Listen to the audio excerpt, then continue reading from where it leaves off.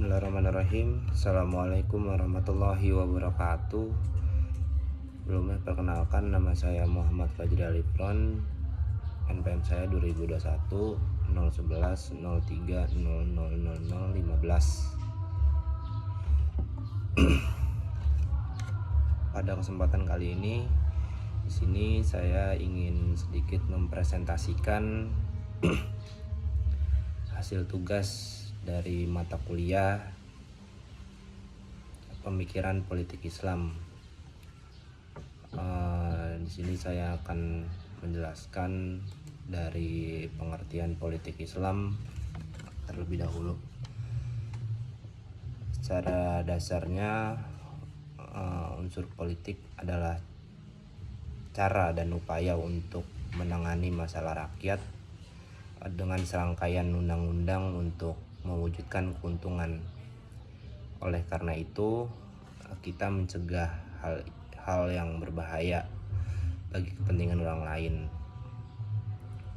Kata politik diambil dari bahasa Yunani atau Latin yang disebut politico atau politikas.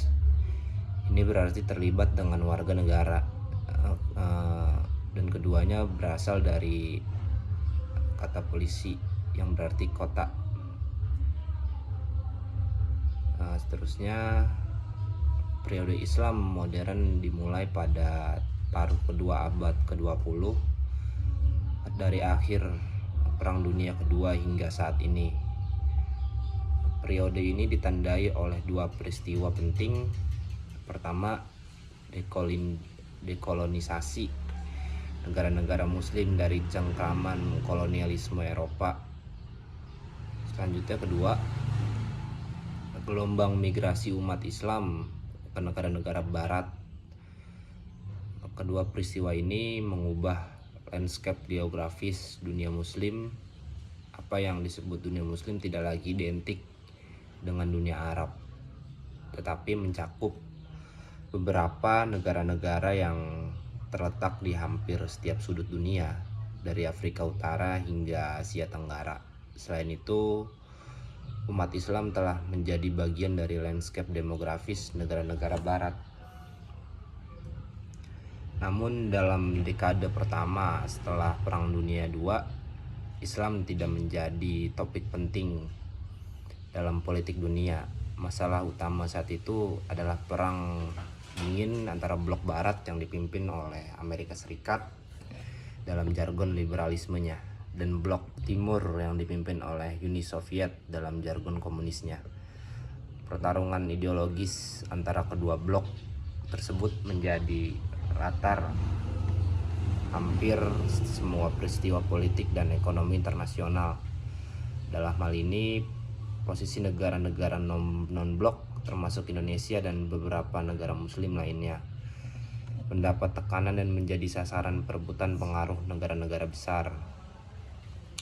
Dekolonisasi negara-negara mayoritas muslim dari cengkraman kolonialisme Eropa telah mengekspos Islam dan muslim pada realitas baru, yaitu negara atau bangsa yang modern.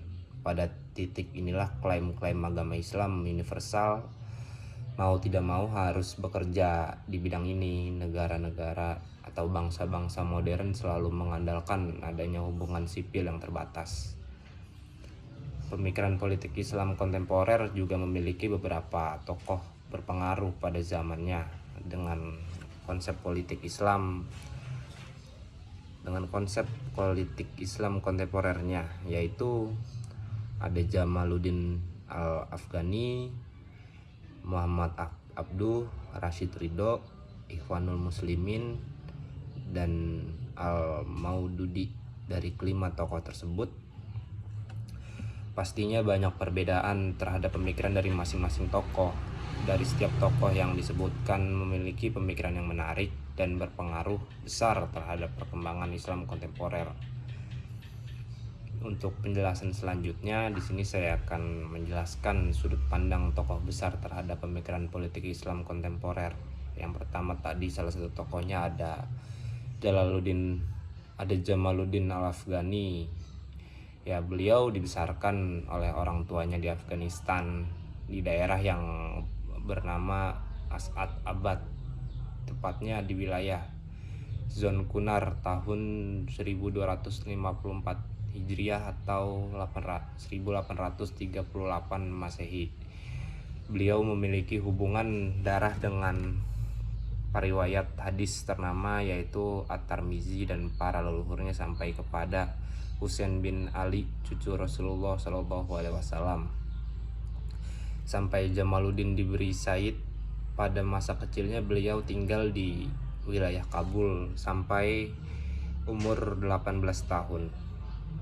Kakek beliau juga tinggal di Iran, Hamadan namanya, bersama keluarga ayahnya yang bernama Said Safdar. Jamaluddin ini berusaha mempertemukan imperatif-imperatif rasio manusia dan imperatif teks kitab suci. Ajaran filsafat dan ajaran Islam juga termasuk. Jamaluddin ini menjelaskan bahwasanya dari setiap agama itu saling menyerupai satu sama lain dan secara fundamental tidak cocok dengan filsafat. Peran agama ini memberikan iman serta kepercayaan, ya lalu peran filsafat itu fungsinya untuk membebaskan secara keseluruhan. Pemikiran Al-Afghani dalam bidang politik ini pada masanya ada suatu gerakan yang bernama Gerakan Islah, yang dimana gerakan ini adalah suatu gerakan yang lahir karena adanya pemikiran dari setiap tokoh yang ada di Mesir. Tujuan dari Islah ini untuk membawa suatu perubahan demi terwujudnya kemajuan Islam pada saat itu. Mungkin dari salah satu tokoh Islam kontemporer ini berlanjut pada tokoh yang bernama Muhammad Abduh. Muhammad Abduh ini beliau lahir di Mesir pada tahun 1849. Dalam silsilah keluarganya beliau masih berhubungan dengan Umar bin Khattab. Semasa kuliah di Al-Azhar, beliau bertemu dengan Jamaluddin Al-Afghani. Lalu Muhammad Abduh ini sangat terkesan dengan pemikirannya. Setelah beliau lulus dari bangku kuliahnya, beliau mengajar dengan membawa ilmu-ilmu yang sudah ia dapat dari Al-Azhar di Darul Ulum. Muhammad Abduh ini mengajarkan kepada muridnya tentang buku akhlak karangan Ibnu Miskawi, buku Mukadimah karangan Ibnu Khaldun, dan sejarah kebudayaan Eropa karangan Guizot. Muhammad Abduh dilarang masuk ke kota Kairo karena adanya suatu permasalahan. Sampai pada tahun 1880 beliau diizinkan kembali ke Kairo dan diangkat sebagai editor surat kabar resmi pemerintah Mesir, Al-Waqo Al-Misriyah. Di bawah kepemimpinan beliau, surat kabar itu tidak hanya menyiarkan berita resmi, tetapi juga ada artikel-artikel tentang kepentingan nasional Mesir.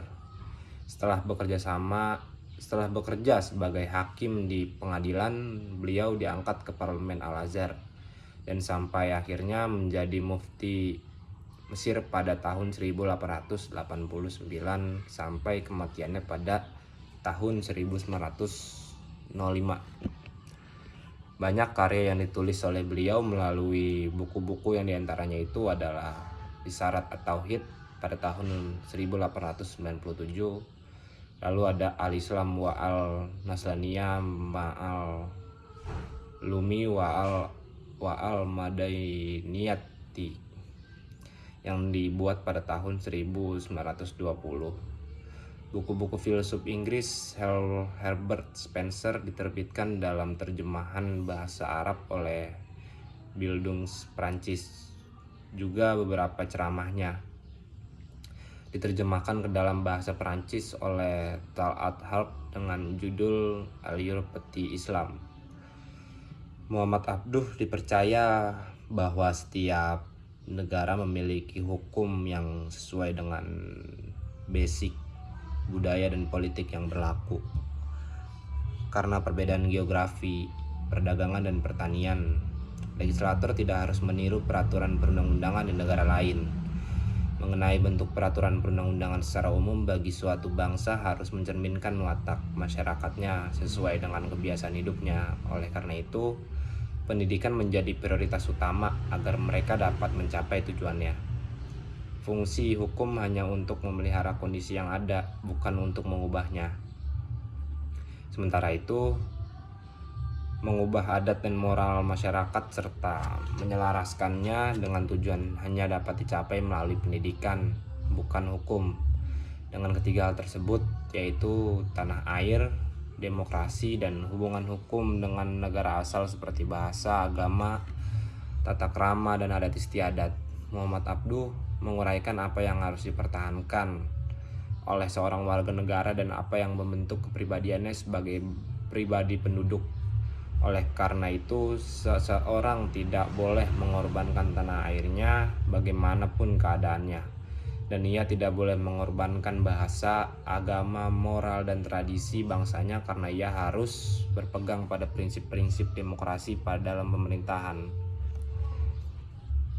Lanjut ke tokoh selanjutnya yang bernama Rashid Ridho, pemikiran politik Islam.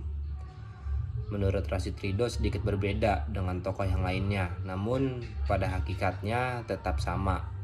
Ia berpendapat bahwa politik Islam itu harus berdasarkan ajaran Islam yang baik, paling baik itu sendiri. Maka dari itu ia mengusung beberapa pembaruan dalam agama, sosial, dan ekonomi serta menghilangkan pemikiran-pemikiran tentang khayalan atau kepercayaan yang dianggap sakti atau biasa disebut tahayul, dan ia juga fokus menjauhkan dan dari segala perbuatan bid'ah yang masuk ke dalam tubuh Islam yang dapat menghambat perkembangan Islam itu sendiri. Dengan didampingi peningkatan mutu pendidikan umat Islam pun yang menurutnya dapat menyaingi politik luar negeri, terutama politik negara-negara barat. Politik Islam zaman dulu menurut Rashid Ridho ini sangatlah baik, dan karena pada zaman yang menurun, ia berpikir bahwa politik Islam zaman dahulu bisa kembali bersinar dengan memperbaiki pemahaman dari personalianya yang mengisi kepemimpinan dalam negaranya. Ia memerintahkan untuk kembali berpedoman dari Al-Quran yang selalu selaras sampai umur dunia habis. Kriteria pemimpin negara menurut Rashid Ridho ini harus orang yang memiliki keahlian dalam membuat keputusan yang sangat baik, melalui ijtihad yang berkepanjangan dengan kebijakan yang tidak menyalahi aturan atau norma yang lain. Khalifah menurutnya tidak boleh absolut terhadap kebijakannya. Ia memang memiliki kewenangan legislatif, tetapi harus menjadikan para ulama pembantu-pembantunya dalam memimpin umat, sedangkan kedaulatan umat tetap pada tangan umat itu sendiri berdasarkan prinsip musyawarah. Seperti itu kalau dari pandangan salah satu tokoh yang bernama Rashid Ridho terkait pemikiran politik Islam menurutnya. Kita lanjut kepada tokoh yang bernama Ikhwanul Muslimin. Ikhwanul Muslimin adalah salah satu jamaah umat Islam mengajak dan menuntut syariah Allah hidup di bawah naungan Islam diturunkan oleh Allah, Rasulullah, dan disebutkan oleh salafus salih. Bekerja dengan dia dan untuk dia murni iman menembus hati, pemahaman yang benar-benar menembus akal dan pikiran, syariat yang mengatur al-jawarih, bagian tubuh, perilaku dan politik. Mereka berdakwah kepada Allah, takwa kepada firman Allah Ta'ala, serulah mereka di jalan Tuhanmu dengan hikmah dan nasihat yang baik. Surat An-Nahl ayat 125. Dialog konstruktif sebagai jalan menuju kepuasan dan didasarkan pada al-hujjah atau akal, al-mantik atau logika, dan al-bayina atau jelas, serta dalil atau bukti. Ikhwanul Muslimin memiliki pemikiran politik. Yang pertama itu bahwa kita adalah bangsa yang tidak memiliki ketenaran atau reputasi selain Islam dan akidah, ideologi, dan perbuatan. Yang kedua, bahwa Islam adalah solusi bagi semua masalah umat, politik, ekonomi masyarakat di dalam dan di luar. Yang ketiga, bahwa Islam akan membuat semua orang bekerja, bahwa setiap siswa membutuhkan uang, bahwa setiap petani membutuhkan tanah, bahwa setiap warga negara membutuhkan tempat tinggal dan pasangan, stabilitas kehidupan yang bermartabat bagi setiap manusia. Dan yang keempat, bahwa penguasa dan perampasan suatu negara tidak akan berakhir kecuali dengan pengibaran bendera Islam dan panji jihad. Lalu yang kelima, bahwa persatuan negara Arab hanya dapat dicapai melalui Islam. Demikian pula umat Islam dengan tauhid tidak akan sempurna kecuali dengan Islam. Dan mengubah keseimbangan untuk kebaikan umat Islam tidak menjadi masalah jika komitmen terhadap Islam itu sendiri. Dan yang keenam, upaya mendirikan pemerintahan Islam adalah suatu kewajiban. Peraturan persatuan berdasarkan prinsip-prinsip Islam adalah kewajiban. Dan pertemuan apapun yang mengarah pada diskriminasi tidak diperbolehkan karena harus ditolak dalam pemahaman dan ideologi umat Islam. Yang ketujuh, harta milik negara Islam ini merupakan suatu keharusan dibandingkan dengan harta benda lainnya. Jika penjahat, penyembah berhala, orang atau hewan mencoba mengubah segalanya, bagaimana seorang muslim dapat menghindari pembentukan negara Islam di tanah Islam? Yang kedelapan, Islam memberikan setiap warga negara hak untuk beribadah dan kebebasan serta keamanan dan kegiatan untuk bebas mengungkapkan pendapat dan argumen. Bahwa hanya dengan penerapan Islam, persatuan memiliki derajat kekuatan yang tinggi di dalam materi dan tidak berwujud produksi dan kontribusi serta distribusi kekayaan yang adil dan ada tingkat kelembutan yang tinggi. Itu dari 9 poin pemikiran salah satu tokoh Ikhwanul Muslimin yang cukup menarik untuk saya jelaskan tadi. Lanjut ke tokoh terakhir, dimana salah satu tokoh politik Islam kontemporer juga, yaitu Al-Maududi, yang bernama lengkap Said Abdul A'la Maududi, telah menjadi tokoh penting dalam kebangkitan Islam selama dekade terakhir. Ia dilahirkan dalam keluarga syarif, keluarga pemimpin Muslim India Utara di daerah Aurangabad, India Selatan pada 25 September 1903 atau lebih tepatnya 3 Rajab 1321 Hijriah. Kedekatan keluarga dengan warisan kekuasaan Muslim India dan kebencian terhadap Inggris memainkan peran sentral dalam membentuk pandangan Maududi di kemudian hari. Ada beberapa gagasan utama Al-Maududi tentang negara. Yang pertama itu, Islam adalah seluruh negara yang penuh dengan petunjuk untuk mengatur semua aspek kehidupan manusia termasuk politik. Dan yang kedua, kekuasaan tertinggi yang dalam Islam politik disebut kedaulatan adalah milik Tuhan dan rakyat hanyalah pelaksana kedaulatan itu.